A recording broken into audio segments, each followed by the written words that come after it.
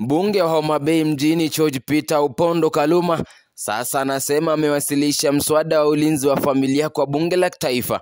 Mswada mpya unapendekeza kupiga marufuku ushoga, ndoa za watu wa jinsia moja na dokezo lolote ya shughuli za LGBTQ na usawishi nchini.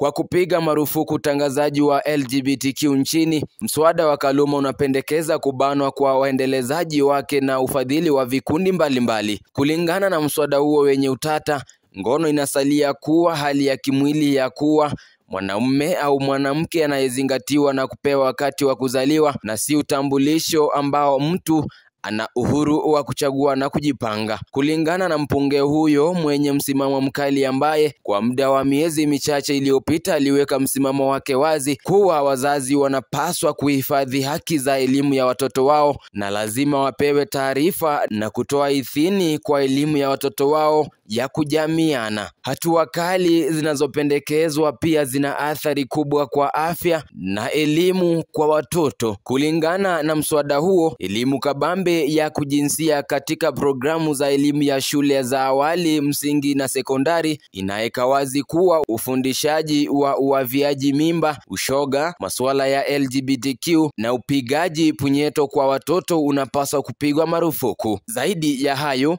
mswada huo pia unaweka kikomo haki za kukusanyika, maandamano, kujumuika, kujieleza, imani, faragha, ajira katika taasisi za malezi ya watoto, kuhusiana na wafungwa wa ushoga na wale wanaojihusisha na tabia ya LGBTQ, huku pia ikikataza kuwasilishwa kwa mashoga na watu wa LGBTQ. Kulingana na Kaluma, bingwa wa maadili ya jadi ya familia, adhabu iliyotolewa chini ya sheria iliyopendekezwa inaanzia kifungo cha angalau miaka 10 hadi kifo. Huku akishiriki mapendekezo hayo kwenye Twitter, bunge huyo amepata uungwaji mkono kutoka kwa Wakenya wengi kwenye Twitter, akiwemo mwimbaji wa nyimbo za Injili Daddy Owen. Aliandika kwa Twitter kuwa finally here we go. Siku ya Jumanne Machi tarehe 21, Uganda ilipitisha mswada mpya katika bunge ambao unaweza kuona wanachama wa LGBTQ kutumikia kifungo cha miaka 10 jela kwa kutokuwa na mapenzi ya jinsia tofauti. Rais wa muda mrefu wa Uganda Yoweri Kaguta Museveni